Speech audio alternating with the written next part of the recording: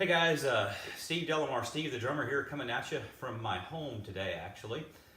Continuing on with my gear series, as some of you may have been following along, I did 2 videos on acoustic drums, I did 2 videos on electronic drums. I've got a handful of other topics to cover in my gear series, and today is actually, in my very humble opinion, one of the absolute most important topics that you could talk about when it comes to gear. But before I get to that, I want to shamelessly plug my channel and tell you that I am here to work hard for you to earn your subscription. What I'm attempting to do or endeavoring to do here is to earn your subscription. So if you like the video, please by all means press the like button, subscribe to my channel, and leave comments. I'm looking to start a dialogue with you. Any and all comments. If you think this is the worst channel in the world, I'd love to hear from you and hear why you may think that, and opportunities that I may have to fix that and to earn your subscription. Anyhow, next thing I want to get into today is I am wearing a very, very, very special shirt. This is a battle shirt. There's a great guy that I've been interacting with a little bit here recently on YouTube, and best I can tell, he's got a relatively new YouTube channel. He's a very experienced drummer, but he hasn't been doing the YouTube thing for very long, and we've been interacting a little bit. The guy's name is Jay Klein, and absolutely awesome drummer, excellent drummer. Please, by all means, go check out his channel. But I'm using this shirt today to taunt Jay a little bit and say, I'm coming for you. I know this heartbreaker battle is on the horizon, and I've been working on it, and I haven't quite got the song where I want it, but I'm working on it, and I'm coming for you, Jay. So anyhow. Obviously, you guys know I'm kidding. I think the world of Jay, and I would never attempt to speak ill of anybody. It's not on the internet anyway. Just kidding. But anyhow, so today we're going to get into what I think is probably the most important gear topic that you could possibly get into. And before I really kind of delve into that, I'd like to make one statement, and with all my videos, these are opinions, and they're my opinions, and other people have other opinions, and that's awesome. And actually, I'd like to hear your opinions. There's nothing that says that I'm right. In fact, in a lot of cases, I'm probably wrong, and I would love to hear from you, and you tell me what you think. But that being said, you've tuned into my channel, so this is my opinion. There is no amount of gear that you could ever buy that is going to make you a better drummer. If you're playing the drums and you're seeking to improve your drumming ability, you know, I've done videos with a Roland TD30 electronic drum set. It's about a $4,000 drum set retail. Obviously, you can get some deals on that, and I was certainly lucky enough to do so. I've got a Ludwig Maple Classic drum set that's got the black oyster finish a la Ringo Starr. It's a $2,000 drum set. I've got probably another $500, probably more than that, more like $600 or $700 in hardware to go with it, and probably $1,000 worth of cymbals to go with it. So I mean, that's probably easily you know, $3,500, $3,800 worth of equipment. None of that. You can have the biggest, best drum set in the world, be it an E-kit or an acoustic kit. None of that's going to make you a better drummer. However, there is one thing that will help. And in my mind, you know, I've got another series called What Are You Practicing? And I'm doing some basic practice pad exercises with that. That's it. That's the most important piece of gear, and that's your practice pad. And I've got a handful of practice pads today that I'm going to show you. And these are kind of near and dear to my heart. And anyhow, so let's get to it. All right, so I've got my practice pads stacked here, and actually they're stacked in probably the exact opposite order of the way that I'd like to stack them. But let's just kind of take a look. I've got a handful of practice pads here, and as I said, in my humble opinion, this is the most important piece of gear that you can own. And you certainly don't need a few, but you certainly need, in my humble opinion, you need one. And so let's start with the bottom of the stack here. This is just your basic Vic Firth practice pad. It's a rubber pad, and I'm going to go out on a limb and say it's 12 inches in diameter. This practice pad has been kind of a workhorse for me. I've used it for a really long, well, I'd say a really long period of time. I've been back to playing drums for the last 2.5 years, and I had the practice pad prior to starting back to playing, and I messed around with it a little bit. But since I've been back, I've tried to make practicing on a practice pad a very regular part of my routine. And so for the last 2.5 years or so, I've used this practice pad a lot. And it's got a rubber top on it, and it's real nice feel, soft, playable practice pad.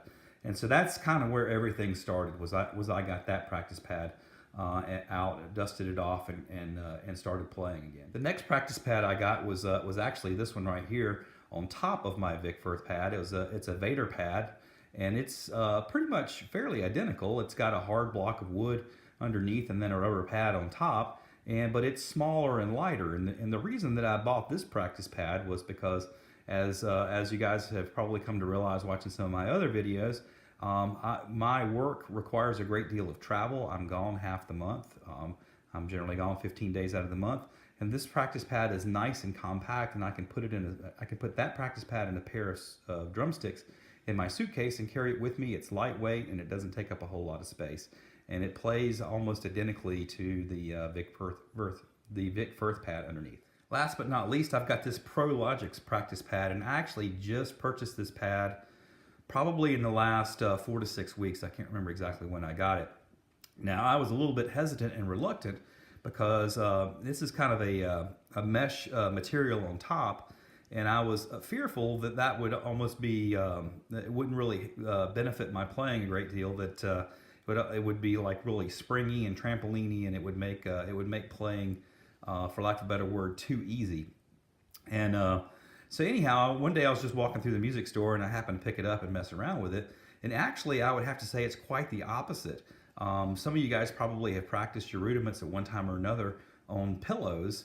And you know, when you hit a pillow versus a drum versus a practice pad, the pillow has virtually no rebound whatsoever, and you really have to work your arms and your wrists and your fingers and your technique to try to pull those strokes out. And this isn't quite as dead as a pillow, but it's more along those lines. It was actually quite the opposite of what I expected it to be, and I was happily surprised. And after messing around with it a little bit, I ended up buying it. And it's also lighter than the others. I may consider taking that one on the road in the future, traveling for business. It's going to take up a little bit more room in the suitcase, but it won't be quite as heavy as that big clunky Vic Firth pad was. So anyhow, these are my practice pads. I try to spend a minimum of 3 to 4 times a week practicing on my practice pad. And I really am very strongly of the mindset that if you want to be a better drummer, this is where it takes place. And I'd like to finish it all off by saying, or I'd say finish it all off, I'd like to kind of wrap up this little section of the video by saying that I think that there's probably 3 or 4 elements that are most important, in my opinion, to practice. And number one is to do it. And so I think that trying to craft just short practice sessions to prevent you from making the excuse of not practicing.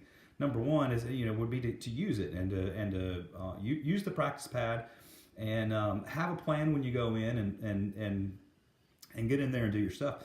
Number 2 would be the metronome, and using a metronome and setting it to different tempos and practicing at different tempos and practicing with a metronome, I think is really key and really crucial to building up consistency with your hands and kind of pushing your progress along. And then the last thing that I would say, honestly, is to film yourself doing it. And we film ourselves for different reasons. A lot of us are filming drum covers and putting them on the internet and putting them on YouTube. But really and truly, when you film yourself, you can see what you're doing, and you can see the mistakes that are happening, and you can also hopefully spot some things that are working out surprisingly well. And so, I think that, in my humble opinion, that's probably the steps to success. Is number 1, practice. Number 2, have a plan. Number 3, use a metronome. And number 4, film it and be analytical about what you see, about the progress that you're making and what's working and what's not working, and kind of document the steps. So anyhow, that's my video for today. I know this is kind of dry compared to a really sweet acoustic drum set or electronic drum set. Today we're talking about practice pads. I will throw one last footnote in there. There's a DW makes a product. It's a group of practice pads almost shaped like a drum kit, and I'll pull up a picture and include that with the video. But essentially, you've got like two pads where rack toms would be, a pad where a floor tom would be, and a pad where a snare drum would be, and you've got a little rubber pad for your kick drum, and you can almost like mimic practicing on a drum set. I had that product for, I don't know, I bought it and I used it for a few months. I was not a huge fan. Ultimately, I think that you can do exactly that and probably entertain yourself more with an electronic drum set than with a quote unquote practice pad kit. And I know that at the end of the day, the purist would probably say something to the effect of, "It's supposed to be practice. It's not supposed to be entertaining." But let's face it, if something doesn't entertain us, then we're probably not going to do it on a very consistent basis. So, like I say, when it comes down to the whole practice pad kit, I would probably go more the route of the e-kit than I would the practice pad kit. So anyhow, that's my opinion. Most important stuff is practice pads, and go out and try a couple and see what you like, and let's have some fun together. Like I said before, this is an opinion video, purely my opinion. I'm probably wrong in a lot of cases. I'd love to hear from you. I'd love to start a dialogue. Send me some comments. Tell me why I'm wrong and how I'm wrong, and how I can improve things, and I'd love to start that conversation with you. On the other hand, if you like the video, press the like button. Subscribe to my channel. Right now, 3 videos a week: 1 drum cover, 1 drum gear, and 1 practice video every week. Look forward to seeing you. You guys have a great day.